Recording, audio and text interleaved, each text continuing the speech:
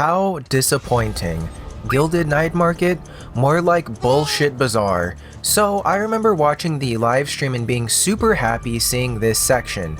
This is where they showcase that yeah, you could get some missed weapons, phantoms, and then some other stuff. I thought that was great then because we were operating under the assumption that yeah, it'll be an event where we could pick these things up via playing and all is good, and to an extent you can. But remember too, after the stream ended, one of the biggest criticisms was that the stream and anniversary was catering too much to the new or returning players and that they should have given more to, well, you know, the people who stuck around with them for all this time. They obviously addressed this a few days later in a post reassuring that future versions will have the longer lasting players in mind.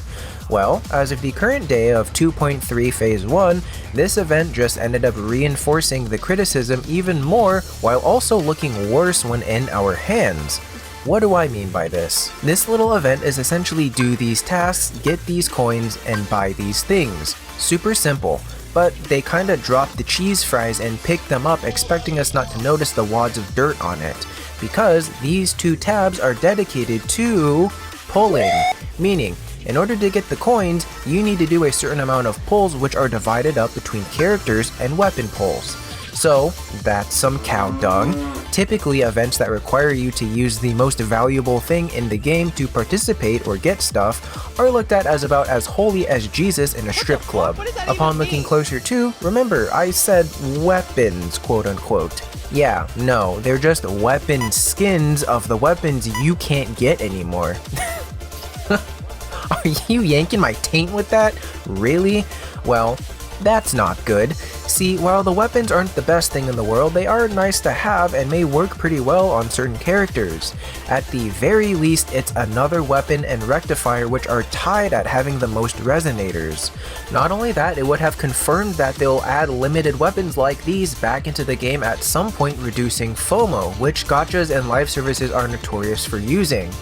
In the weapons case, they are things which fall under the you had to be there category because if you weren't, you're out of luck. I'm personally more pissed that from the anniversary stream it looked as if those weapons were genuinely coming back and they ended up just being skins. I don't understand why both wouldn't be provided. As I said before, a big criticism was that Kuro is skewed too much towards catering to new players for the anniversary, and that's exactly what this event shows.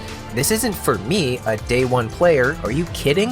When you start this game, you get a nice handful of pulls, you get your free 5-star selectors, you have at least 3 major areas if you don't count Mount Firmament, you have all of the story, all of the side quests, the companion quests, the challenges, the secrets, and a lot of trophies. Add the current events too, and if you can make it, you also have some endgame stuff too, like Whimpering Waste, holograms, or the Fantasies of 1,000 Gateways, which is super easy to do and resets every Monday. Also, hot take incoming, I'm not that into Zani. Her VA is fantastic, but she from the beginning wasn't someone I was pining for. Not only that, I'm not an Astrite starved and pull hungry player right now. Like, I'm good.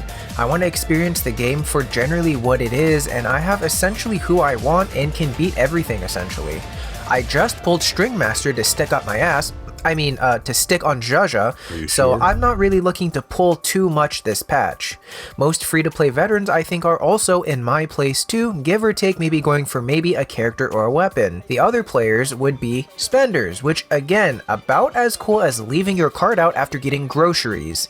Since if this was one of those highlighted events for the anniversary, it's a turn-off. Nobody wants to fucking spend money to enjoy the anniversary, and especially not on banners that won't guarantee or have better odds. But beyond that, as a connecting point to the bullshit bazaar, this collection of fecal frustration makes me ask a few things. First off, since this is by definition of the event tied to the banners and by extension the anniversary reruns, where's the trials for these characters?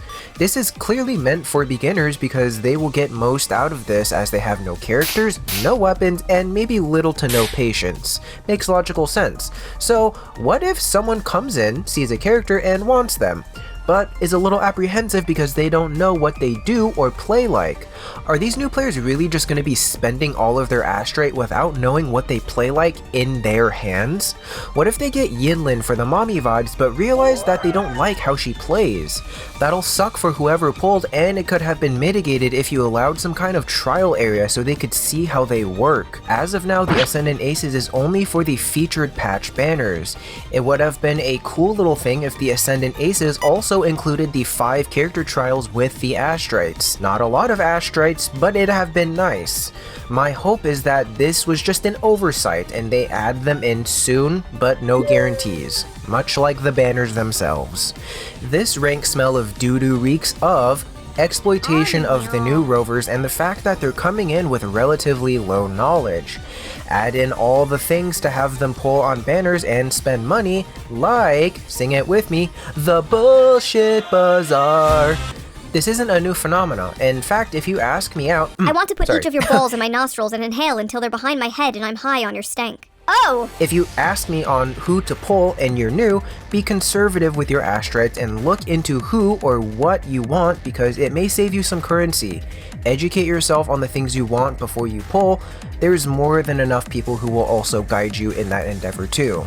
But overall, I, as a day 1 player, do not like this event. It's not really meant for me, which I get to a degree, but I hate how this is, because of how it's requiring you to pull to get the rewards when I feel they could have found another way to appeal to newbies without having it be another downer on this relatively scuffed anniversary time. Additionally, the rewards in the weapons, which are just weapon skins, really hurt this event in my opinion, because me, as someone who watched the live stream, thought they were bringing them back, so seeing that not be true pinched my nuts.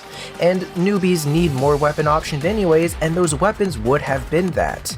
It also would have been another sword and catalyst for all the players too, which again would benefit everyone. The rewards as a whole do not offset the sheer amount of pulls you need to do, along with all the other miscellaneous stuff. And lastly, it feels like the night market is here to prey on new players more specifically to lead them to the banners, spend their wishes unwisely because I see it as total bait, and in turn nudge them to spend money for whoever they can't get. Don't fall for this Alolan muck disguised as a Slurpuff. Don't buy into the FOMO of these banners too, and make sure you look into the characters you want. Always remember, always, characters have reruns, so don't fall into the worst and oldest FOMO trap in gacha gaming. Learn from it and break free.